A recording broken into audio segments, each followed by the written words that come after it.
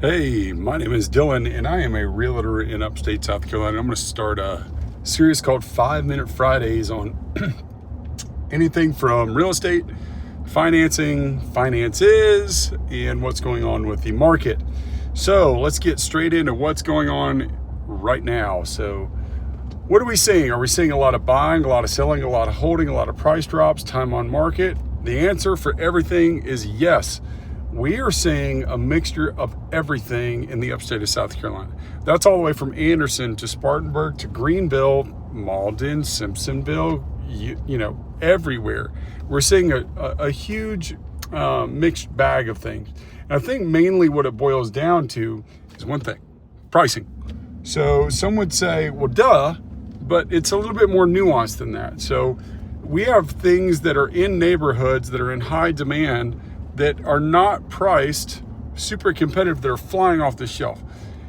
A lot of that comes down to, we have a great migration going on and everybody wants to be in South Carolina. We're getting a ton of people from Florida, a ton of people from Texas, a ton of people from California, New York, New Jersey, Ohio, you name it, we're getting it. They're coming here.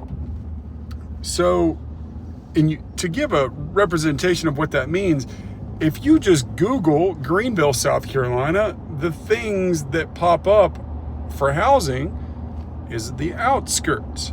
So that's where a lot of people are looking, and that's where you're going to see a lot of the in-demand markets is on the outskirts of Greenville, Malden, Simpsonville, Greer, those sort of things, and typically in the price point of $250,000 to $500,000. So if you've got anything in that market and it's priced correctly, right at maybe a little bit above or slightly below the market value, it's going to sell. There's no doubt about it. The statistics are out there.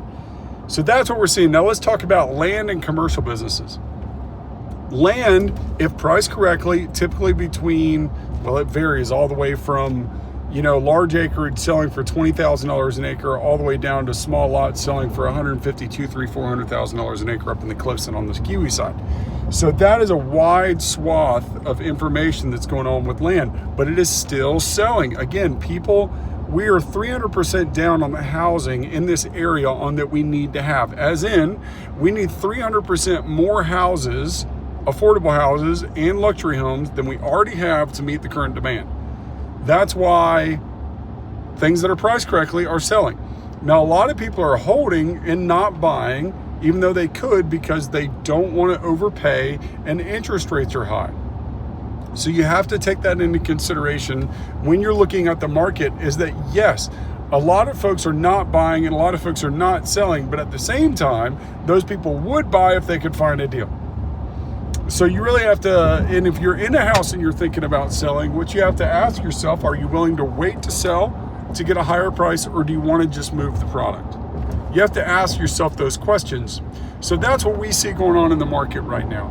It's a duality, right? I've got clients that are buying from out of state who can't find things, and we get beat out of offers because it's priced correctly. We've offered full price on things and we just get beat to the offer and we lose that property because other people are willing to pay more for something that they're a little bit underwater on when they close, as in they have negative equity when they walk in, but they're okay with that because they're going to hold the property for a long time and let it appreciate.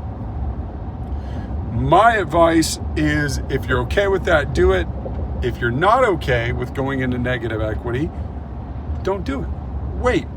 I know it sucks to rent, and renting is expensive, but it's better than paying $50,000 over on a house that you're walking into negative equity in, and you're going to have to wait 3 or 4 years before you're positive equity.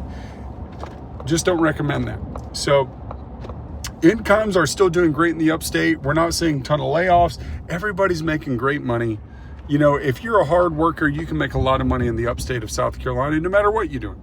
So the incomes are matching essentially what we're charging for houses and services. So that's what's going on. Next week, I'm going to get into further detail on specific areas: Malden, Simpsonville, Greer, Anderson, Union, all the way down to Joanna and Lawrence and those sort of areas. I know, I'm going to try to cover all those areas. So my 5 minutes is almost up. This is going to be my first week, and I'm going to do one every week called a 5-Minute Friday update on the market. Look forward to seeing you soon. Have a good day and check out our listings. Bye.